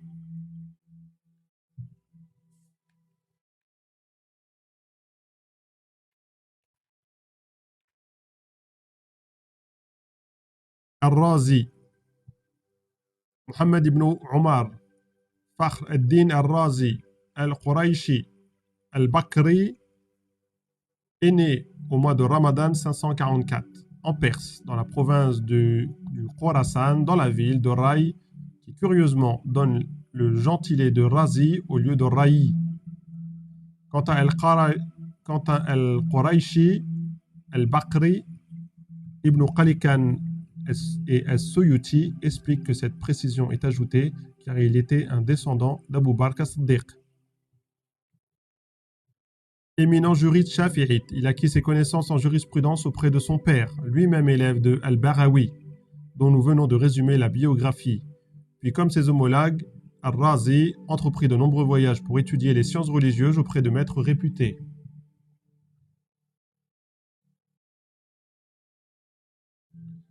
Spécialiste du hadith et d'exégèse, spécialiste du hadith et d'exégèse, d'histoire et de langue arabe, de théologie et de philosophie, Al-Razi est l'auteur d'un nombre considérable d'ouvrages sur chacune de ces disciplines, tels qu'Al-Mahsoul sur les principes fondamentaux de la jurisprudence, Sharh al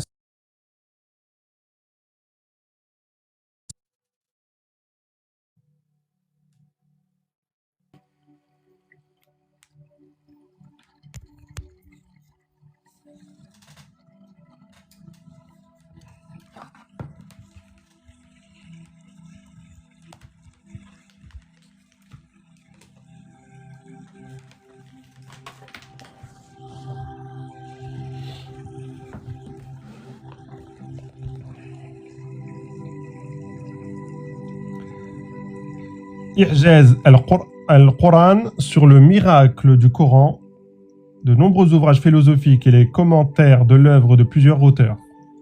Dans son introduction au tafsir de l'imam, son biographe a recensé 76 ouvrages, dont 8 sont restés inachevés. Mais Ar-Razi est surtout réputé pour son volumineux commentaire du Coran, At-Tafsir al-Kabir, nommé également Mafatih al-Ghaib, 32 tomes édités en 16 volumes.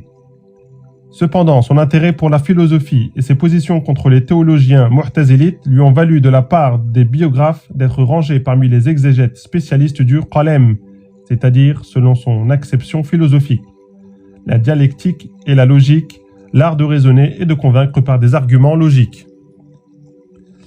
En réalité, comme la majorité des tafasir, Mafatih al-Ghaib est un tafsir par la tradition et la déduction. Dans cet ouvrage, Ar-Razi débute toujours par la mise en corrélation du verset qu'il commente avec un autre verset. En effet, les causes de la révélation et le style de rédaction du Coran font que de nombreux versets se suivent sans relation apparente. Si les exégètes établissent de temps à autre la relation entre certains d'entre eux, Ar-Razi est le seul à l'avoir établi systématiquement pour tous les versets du Coran. Puis il poursuit par l'énumération des données traditionnelles héritées d'At-Tabari et d'autres sources analogues. Ensuite, lorsque le verset fait l'objet de commentaires divergents, il compare leur pertinence en se fondant soit sur une donnée contradictoire, ou soit selon son droit et le rang que ses connaissances lui confèrent, en se fondant sur une déduction logique qui, selon lui, et à juste titre s'impose. En effet, certains récits sont très ancrés dans la mémoire collective et les commentaires des exégètes, comme ceux relatifs au périple d'Ibrahim et de Youssouf, et d'un point de vue non pas fondé sur la science de la fiabilité des sources, mais strictement logique et rationnel. Ar-Razi les réfute sans embâge, car selon lui, quelle que soit la notoriété d'un traditionnaliste et le degré de fiabilité présumé de ce qu'il rapporte, il vaut mieux douter de la pertinence d'une source que douter de l'intégrité d'un messager d'Allah. Enfin, lorsque le sujet s'y prête, il se livre à une diatribe parfois très longue et complexe contre les sectes, comme nombre de ses homologues se livreront selon leur spécialité, à des développements très longs, et de ce point de vue, Ar-Razi n'est en rien différent de ses confrères dans sa méthodologie, car contrairement à certaines idées reçues, Ar-Razi n'est pas un libre penseur qui nous aurait livré un commentaire du Coran selon sa propre opinion.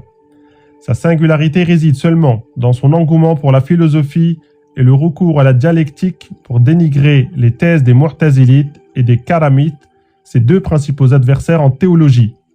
Et ce sont cet engouement pour la philosophie et le recours à la dialectique qui lui ont valu d'être marginalisé par les conservateurs sunnites, qui n'en dénigrent pas pour autant ses connaissances et la qualité de son œuvre. Dans son livre d'histoire, Ibn Kathir rapporte qu'arrivé au terme de son existence, Ar-Razi déclara « J'ai expérimenté la voie de la dialectique et de la méthode philosophique, mais je n'ai pas trouvé qu'elles aient étanché la soif d'aucun assoiffé de savoir, ni guéri la maladie d'aucun patient, c'est-à-dire ni résolu le moindre problème. La voie la plus proche fut celle du Coran. Né un jour du mois de Ramadan, il décéda le jour de la rupture du jeûne en 604 à Harat, dans les environs de Ray.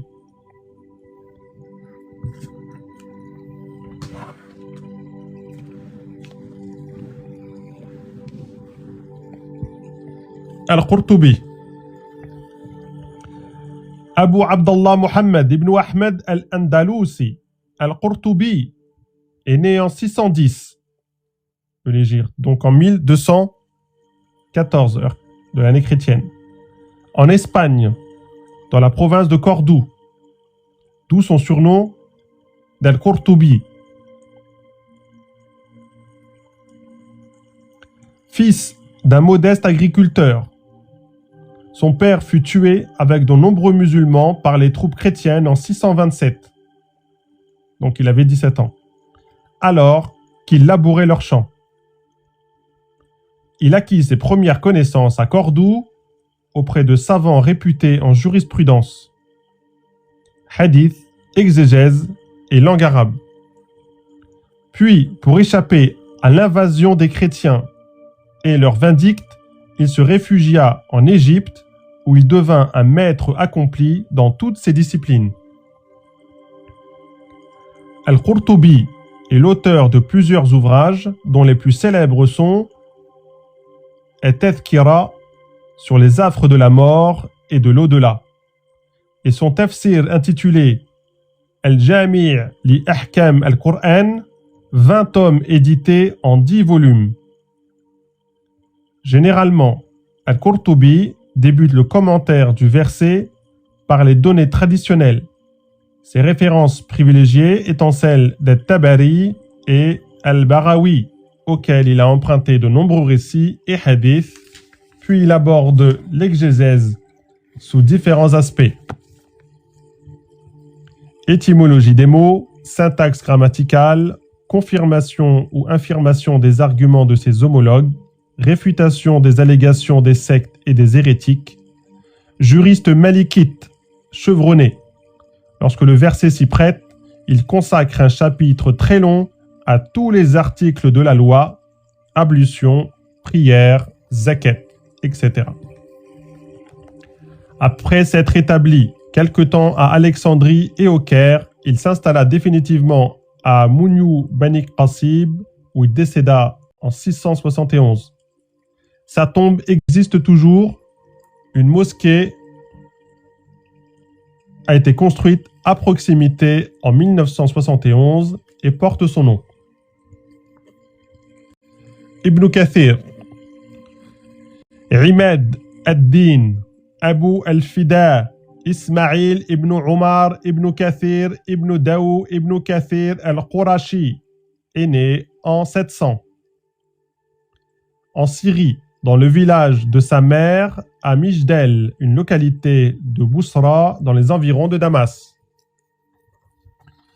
Son nom n'a pas de signification particulière, excepté le patronyme al-Qurashi, c'est-à-dire un descendant d'une famille quraishite de la Mecque. Issu d'une famille de savants, à 11 ans, il connaissait le Coran par cœur. Son père comptait parmi les plus éminents juristes et prédicateurs de Bousra. Ibn Kathir acquit ses premières connaissances auprès de lui, de son frère Abdul Wahhab et de ses oncles, auprès desquels il étudia la jurisprudence selon l'école hanbalite.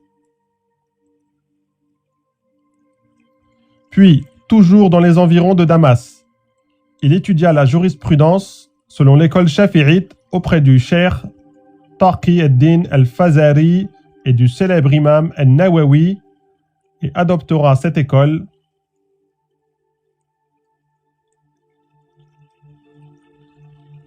Il étudia l'histoire auprès de nombreux experts et, dit-on, auprès du célèbre spécialiste du hadith et historien al-Zahabi.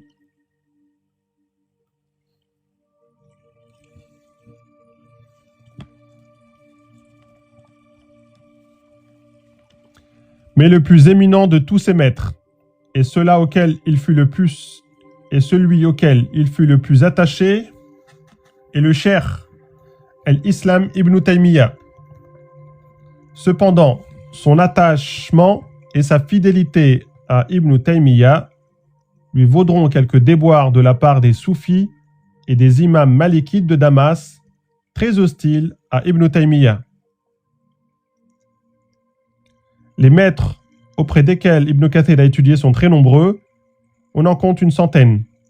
Ils feront de lui un expert en langue arabe, un juriste chevronné, un féru d'histoire, un expert en hadith et de toutes les disciplines, que ce soit de maîtriser un savant, un expert en hadith et de toutes les disciplines que se doit de maîtriser un savant digne de son rang. Ibn Kathir est l'auteur de nombreux ouvrages. La plupart sont consacrés au hadith. Mais les deux plus célèbres sont son livre d'histoire, Al-Bidaya wa An-Nihaya, et le tafsir qui porte son nom, Tafsir d'Ibn Kathir. En effet, pour une raison que ses biographes ne s'expliquent pas, ce tafsir n'a pas de nom. Édité en 4 volumes, il est seulement connu sous le titre de Tafsir d'Ibn Kathir, un tafsir directement inspiré de celui d'At-Tabari et dont on dit qu'il est un résumé. Il fut longtemps édité en marge de celui d'Al-Barawi.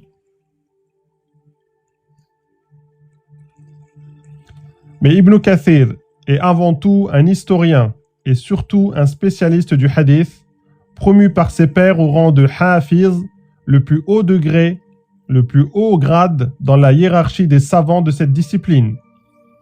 On avait dit que le Hafiz, c'était quelqu'un qui avait appris 100 000 hadiths. Vous vous rappelez? 100 000 hadiths, un Hafiz. Et ce sont justement ses connaissances en histoire et hadith qui donnent toute sa valeur à son tafsir, un ouvrage jamais contesté pour sa qualité, jamais démenti dans sa fiabilité. Le tafsir d'Ibn Kathir est un commentaire par la tradition, la pure tradition, car la méthodologie du maître est rigoureuse. Lorsque cela est possible, il explique le verset qu'il commente par un autre verset. Lorsque cela n'est pas possible, il l'explique par un hadith du messager d'Allah, sallallahu alayhi wa sallam. Lorsque cela n'est pas possible, il l'explique par le hadith d'un compagnon, et le cas échéant par l'interprétation d'un disciple ou d'un savant.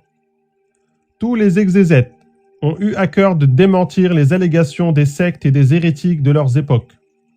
Pour Ibn Kathir, ce seront les récits israélites. Et il se montrera très virulent envers ses homologues qui les auront rapportés.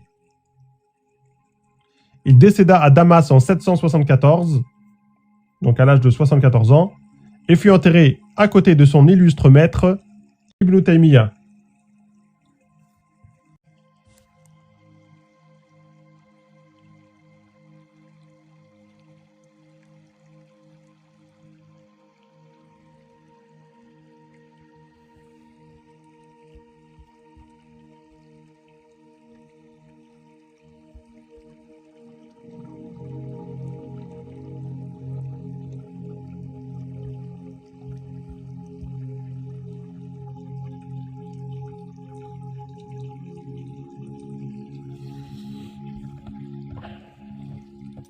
Al-Baydawi, Nasir ad-Din Abu Sa'id Abdullah ibn Omar ibn Muhammad al-Shirazi al-Baydawi est né à Fars en Iran à une date non précisée.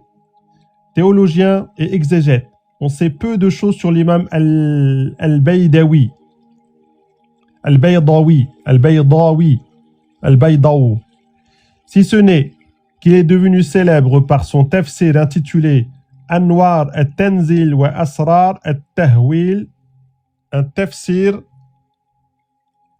par la tradition, en 2 volumes. La singularité de son tafsir réside dans sa concision et sa précision. En effet, les commentaires y sont brefs et sont pour moitié consacrés à l'analyse grammaticale et pour moitié à la signification des versets, accompagnés de hadiths.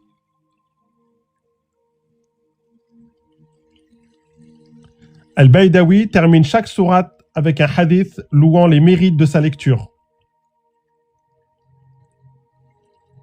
Il décéda en 791 à Tabriz, au nord-ouest de l'Iran.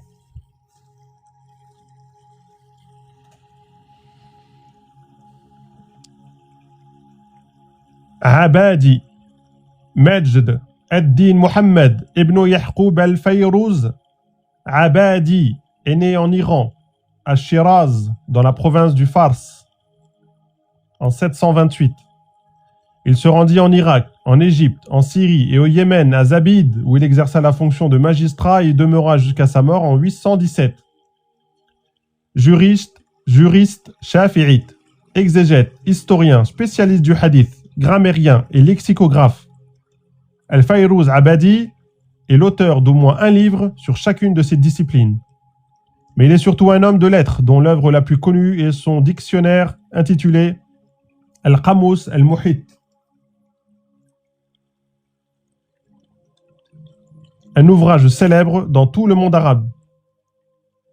Quant à son tafsir intitulé Tanwir al-Miqbas min Tafsir ibn Abbas, en un seul volume, il est un tafsir par la tradition, toujours en rapport très étroit avec les causes de la révélation et exclusivement constitué d'interprétations attribuées à Ibn Abbas. Jalal ad-Din as-Suyuti, Jalal ad-Din as-Suyuti. Abdurrahman ibn al-Kamal Abu Bakr as-Suyuti, surnommé par ses contemporains Jalal ad-Din, est né en 849 en Égypte à El-Asyut, d'où son surnom d'As-Suyuti. Orphelin à 6 ans, il est issu d'une famille de notables et de fonctionnaires. Auprès des maîtres de son entourage, il apprit très tôt le Coran et divers ouvrages fondamentaux tels qu'Al-Umda, Minhaj al-Fiqh et le célèbre Al-Fiya ibn Malik. À 16 ans, il étudia la grammaire et la jurisprudence auprès des maîtres les plus illustres. Au fil des ans, il étendit ses connaissances en jurisprudence auprès des plus grands spécialistes de son époque, dont le cheikh al-Islam al-Bulkini, qu'il fréquenta jusqu'à sa mort, puis son fils. Il fréquenta le très savant Muhyi ad-Din al-Kafiyaji durant 14 ans.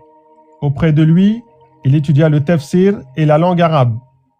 Il étendit encore ses connaissances en se rendant à Damiet, dans le delta du Nil, puis dans d'autres pays comme la Syrie, le Hijaz, le Yémen, l'Inde et le Maghreb. Ses maîtres furent très nombreux. Lui-même en a dénombré 150.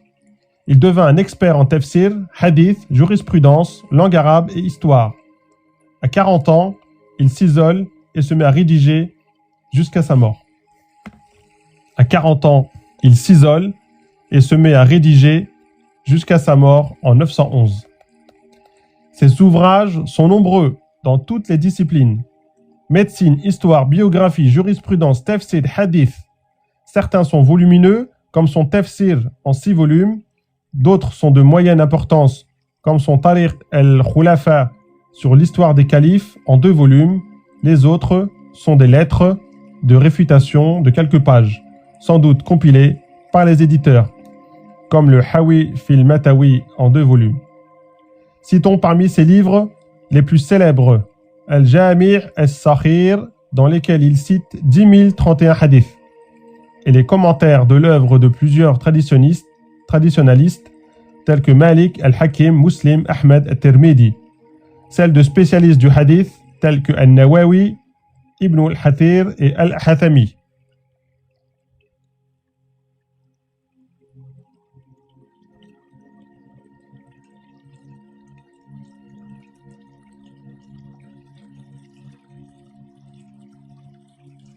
En élève fidèle et exégète accompli, Jalal ad-Din as-Suyuti termina l'ouvrage dans le même esprit de concision qu'Al-Mahali depuis la sourate 18 du Coran. Depuis, ce tafsir porte le nom de leurs 2 prénoms, Tafsir al-Jalalayn, c'est-à-dire le tafsir des 2 Jalal, Jalal ad-Din al-Mahali et Jalal ad-Din as-Suyuti.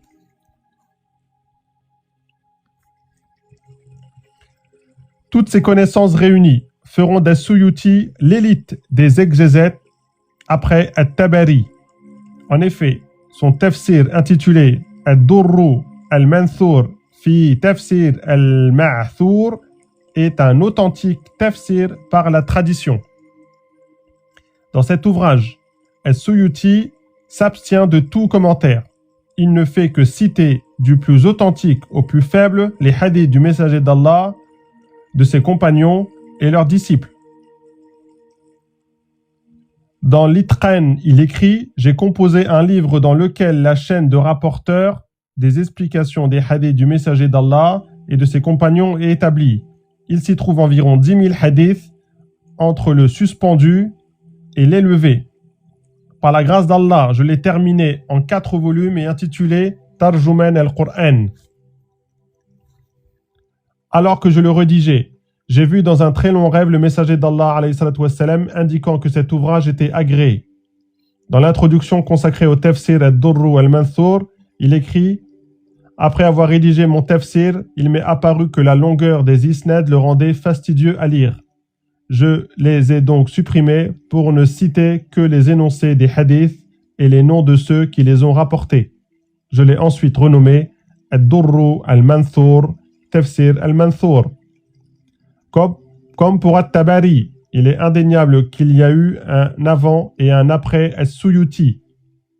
Al-Bukhari, Muslim, Ahmed, At-Tirmidhi et leurs homologues ont depuis fort longtemps procédé à une critique très approfondie des hadiths attribués à tort ou à raison au messager d'Allah alayhi salatu wassalam. Leurs successeurs tels que Al-Nawawi, Al-Zahabi, Al-Bayhaqi et leurs homologues ont, au fil des siècles, approfondi cette critique. Avec As-Suyuti et ses ouvrages, cette critique prend fin.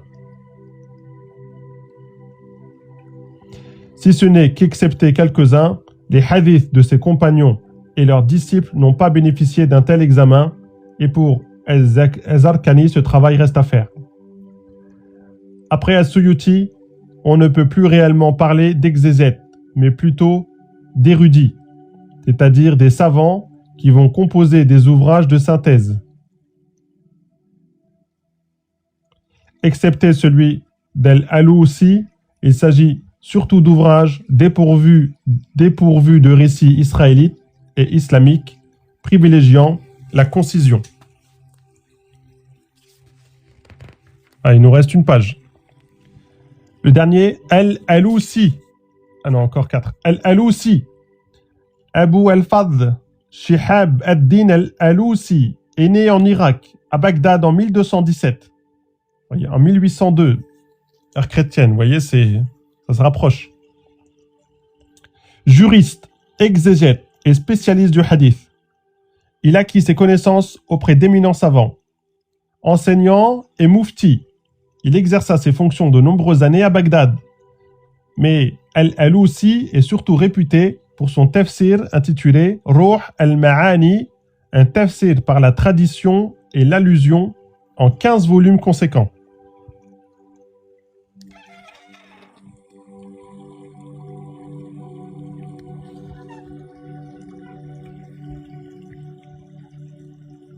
Cette précision n'est pas ici anodine, car le format, le grammage du papier et la taille de la police d'écriture des livres ne sont pas étrangers au nombre de volumes.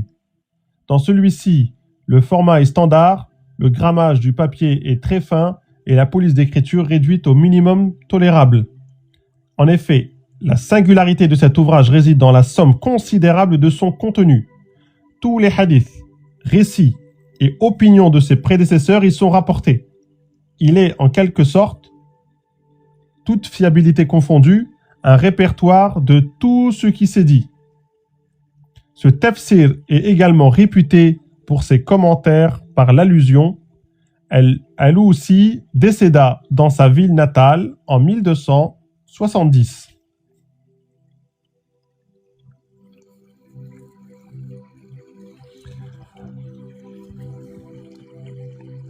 Les traditionalistes rangent les hadiths selon divers degrés de fiabilité, du plus authentique au plus faible. Le marfou', traduit par l'élevé, est un hadith attribué au messager d'Allah.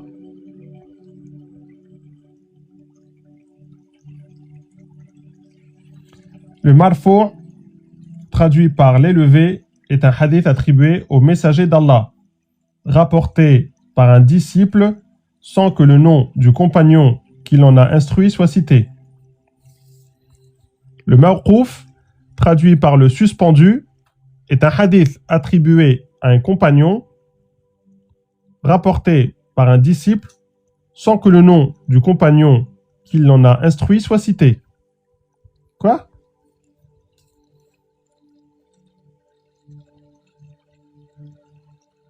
Ouais.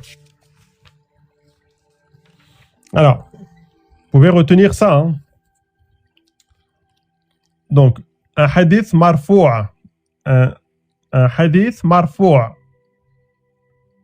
ça veut dire élevé. C'est un hadith attribué au messager d'Allah, d'accord, rapporté par un disciple sans que le nom du compagnon qui l'en a instruit soit cité. Ok, donc c'est un hadith attribué au messager d'Allah, rapporté par un disciple, le 4, sans que le nom du compagnon, donc le 3, soit cité. Et dans le mawqouf, c'est le suspendu, c'est un hadith attribué non pas au messager d'Allah, mais à un compagnon, ok, et c'est rapporté par un disciple, et sans que le nom du compagnon, pareil, qu'il l'en a instruit, soit cité.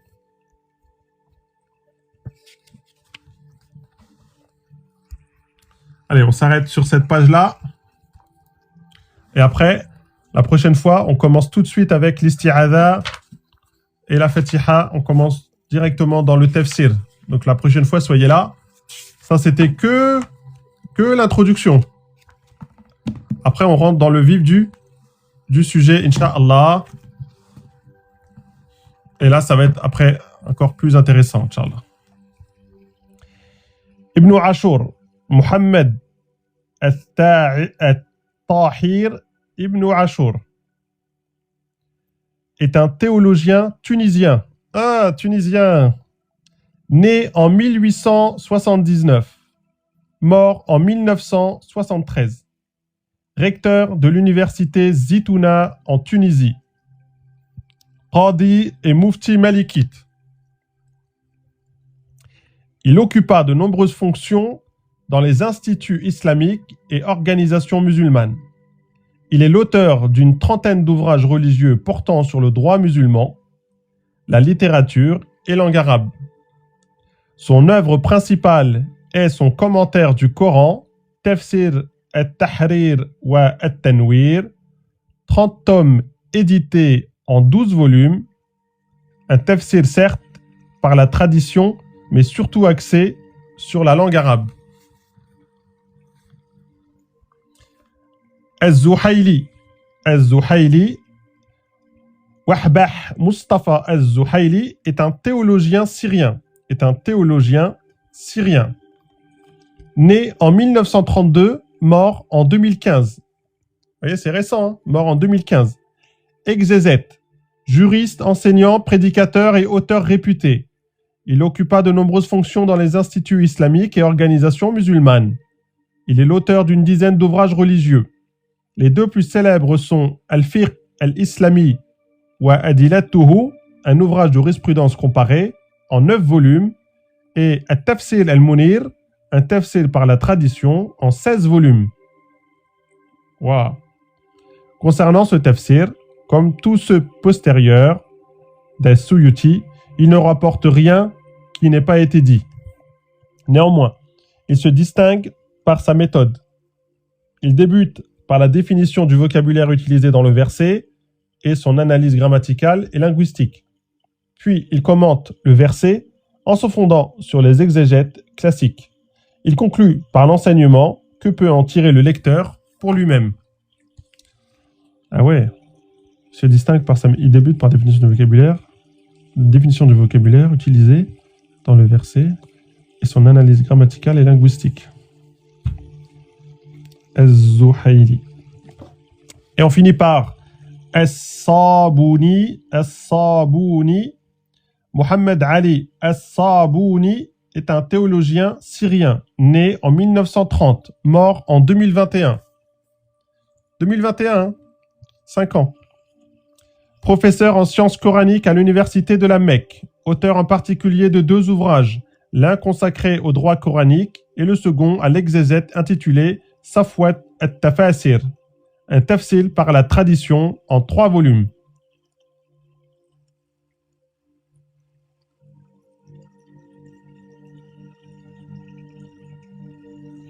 Comme pour celui d'Az-Zuhayli, son tafsir se distingue par sa méthode. Il débute par la définition du vocabulaire utilisé dans le verset, son analyse grammaticale et linguistique et les causes de la révélation. Puis il commente non pas un verset, mais plusieurs en intercalant entre les mots et expressions des explications inspirées des auteurs classiques.